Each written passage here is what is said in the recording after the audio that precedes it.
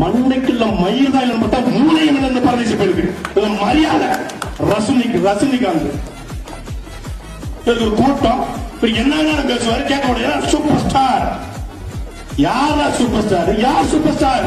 லதான் ஒரு நடிகை அவர் காதலிக்க